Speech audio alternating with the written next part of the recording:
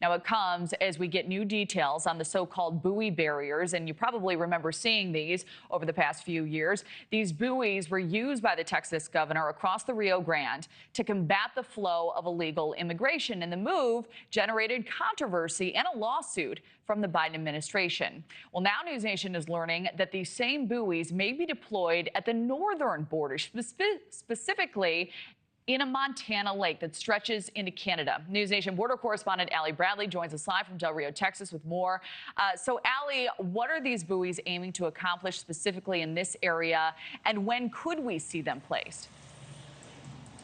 Yeah, hey, Kelly. So it shouldn't really come as a surprise here that the Trump administration is weighing this latest move here, that we could be seeing these floating buoy barriers stretching across lakes that border with our neighbors to the north there in Canada. The acting Spokane sector chief telling us that they are in the planning phases of putting in these bright orange buoys into Lake Kokonosa, which does spread into Canada. Of course, this is a move that caused controversy between Texas and the Biden administration, but Texas border czar Mike Banks, he is now the Border Patrol chief, and he has even told us that we would be seeing more of these buoys along the southern border, and now the plans are in the works up north as well. Take a listen.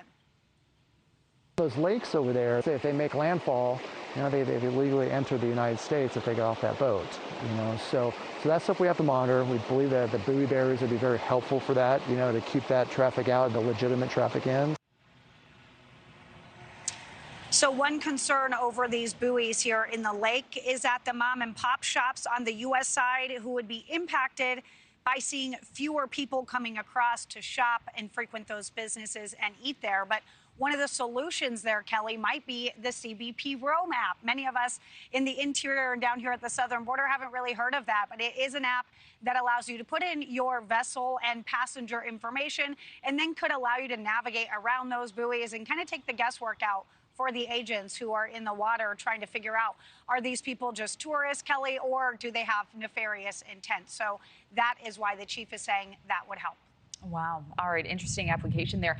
Allie, speaking of Canada, we know that the country's Liberal Party won the federal election. Some analysts attributing this as a result of President Trump's trade war and his comments suggesting Canada should become the 51st state in the U.S.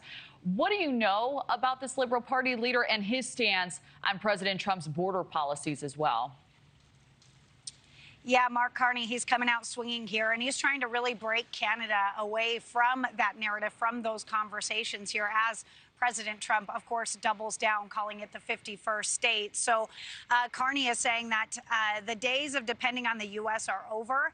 He's actually saying he's ready to spend big to make Canada more self-reliant. That includes a major shift at the border.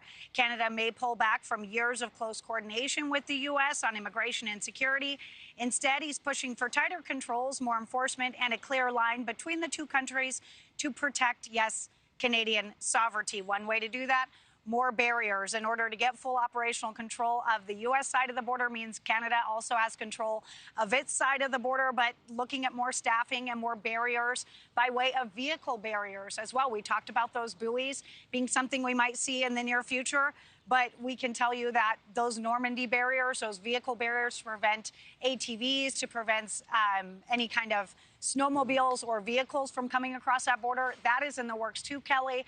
The chief there saying that they anticipate that to be jointly funded, something that the U.S. and Canada both want and will work together on. The chief saying that he has been impressed with the kind of response from Canada as of late, because he says whenever they've asked for something, they've been pretty responsive, pretty reactive, and haven't been saying no to a lot of their requests right now, Kelly.